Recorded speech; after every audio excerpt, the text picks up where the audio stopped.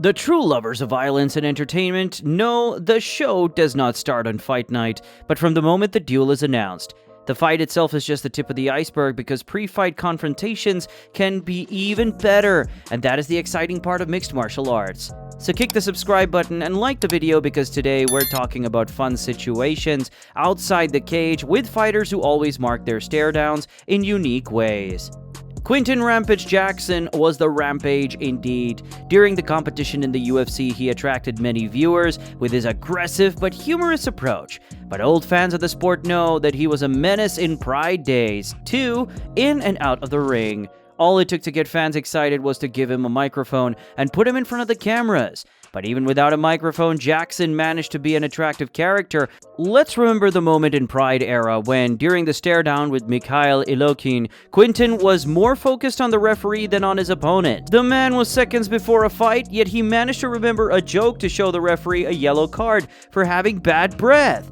It's hard not to like this man. Who even does that when pre-fight nerves are over the roof? Match. Look what Quinton does. He's giving a yellow card to the referee. In the same era, Wanderlei Silva was the epitome of fear and rightfully nicknamed the Axe Murderer. It's gonna land. One big one is gonna land. But these With that man, even the stare downs were intense, let alone the fight. But Rampage, despite everything, smiled at the face of death. Speaking of death, he repeated the same thing against the legendary Jon Jones while competing in the UFC, but in an even funnier way.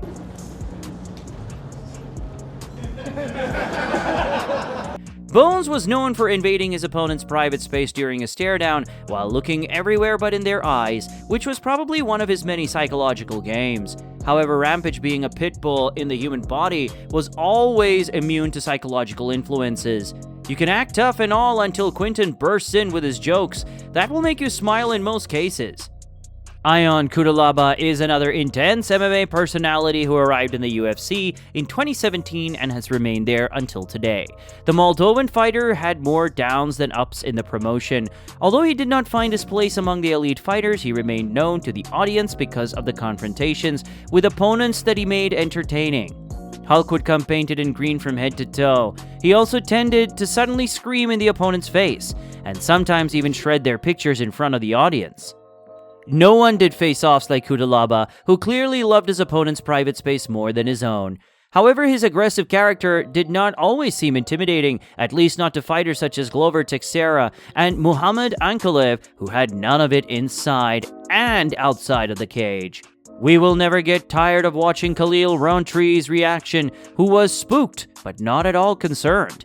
The fact that the opponents did not know the Romanian language did not make it difficult for Cutelaba to make things personal. If the UFC didn't test its fighters, one would think he was on cheap and aggressive steroids. A man just shows up and looks like he has a problem with everyone. He's like that one friend you can't take on a night out because he wants to fight everybody. Okay, I want to explain that I took a DNA test and the results came back French and German, British and Irish, and I was 2% African, so I am legally allowed to say the word nigga. When we take that into account, plus his behavior and attitude, we can safely conclude that Mike Perry is the long-lost son of Rampage Jackson. Just like Quinton, the former UFC welterweight brought entertainment and fun whenever and wherever he appeared. Platinum is living proof that you don't have to be an elite fighter to win people's hearts, and his character excelled whenever the camera was pointed at him. Already at the first UFC weigh-in before his debut against Hyung-Ju Lim, he stormed in with his wild personality. After extending his hand to shake his opponent, he quickly returned it, shouting the iconic Perry line.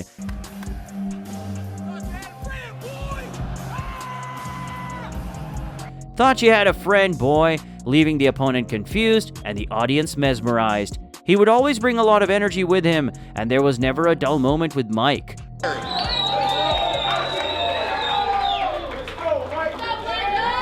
We don't know if he has more fight or stare-down highlights in his career, such as smelling Santiago Ponzinibbio as if he were about to dine on him, trying to take off the pants of Max Griffin at the weigh-in,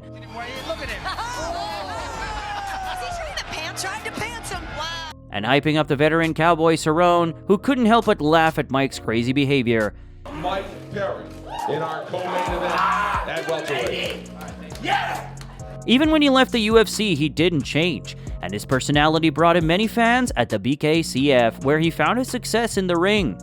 Perry didn't hesitate to entertain the crowd, no matter who was standing across from him, such as mocking MVP's signature snake gesture.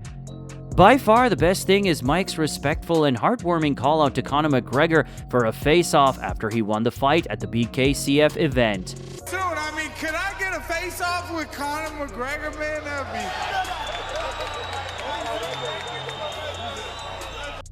Platinum Mike Perry is a playful savage who can proudly be on all covers of Bare Knuckle Championship, and after making us laugh countless times, it's nice to see him enjoying the success he deserves. His fighting ability and persistent mindset are out of the question, because the man is a top fighter, but his business character has pushed the boundaries of awkwardness.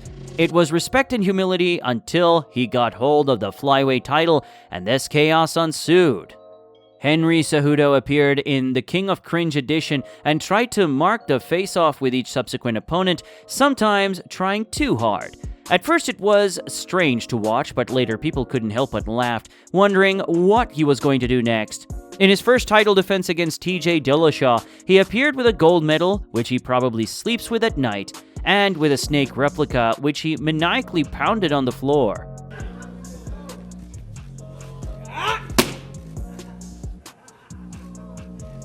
The situation was cringy for some and funny for others, but the fact that both of them looked like they had taken their father's clothes was absolutely hilarious.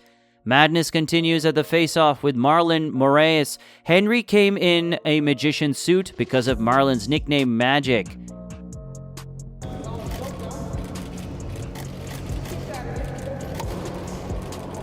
At the moment, it was hard to tell if Cejudo was 30 years old or 9. Marlon was definitely left in disbelief with his golden reaction. And on top of that, the fact that Henry first asked Marlon, "Do you think this is a joke?" and then proceeded to take props out of his hat and throw them around is comical. The cringe train didn't stop there, because Cejudo appeared against Dominic Cruz and brought with him a bag containing 3 pillows with pictures of the heads of his opponents, which Henry began to kick into the audience.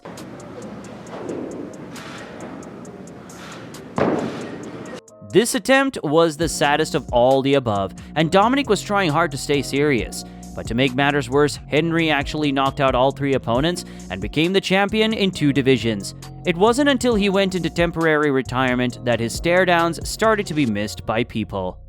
But after a year, he returned in a stare-down against Merab Dvalishvili, whom he addressed in the Russian language, even though Merab is actually from Georgia. Давай! Давай, Madrus! Давай! Давай! Давай! Hate him or love him, Henry was entertaining even in cringe. But hey, Cejudo brought some life into a flyweight division that was almost shut down. The former UFC fighter had a 2-5 record in the heavyweight division during his 4 years in the promotion. However, this did not prevent him from leaving a mark in the eyes of the audience, with a character that is different from those mentioned today. Retired Sean O'Connell was an act of class. He was unexpected with his moves, but never malicious to his opponents, except when the cage was closed, of course. Sean was taking selfies, touching noses, playing rock, paper, scissors, and giving flowers to his opponents in the UFC. The best of all, the guy never had a single problem with anyone during the stare-downs. Even when he moved to the PFL, he maintained his tradition and treated his opponents with cakes and concussions. Sean was doing all kinds of fun stuff. He brought one opponent a piñata, and another a t-shirt with his face and the print, "I love OC." OC never forgot to show true sportsmanship. Making people laugh was always a good way to be remembered. In addition, after a bad UFC run, O'Connell moved to the PFL, where he secured one of the better retirements in MMA. In 2018, he won their light heavyweight tournament, a $1 million prize, and a job as a broadcaster for the PFL. What a way to go! The stare-down king did his job extremely professionally, with a lot of respect but also a lot of beatings.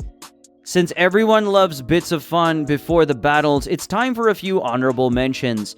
Face-offs are even crazier with Charles Crazy Horse Bennett. Nothing about Charles was normal, not even his MMA record.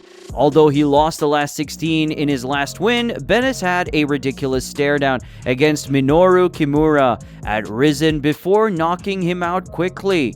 I am stoked for this fight. Here we go. Oh! Right there. In the front of the That's it! Surely you all remember the stare-down between Israel Adesanya and Yoel Romero, which turned into a dance-off. The 40-year-old Cuban stole the champion's spotlight and surprised the audience with his athleticism.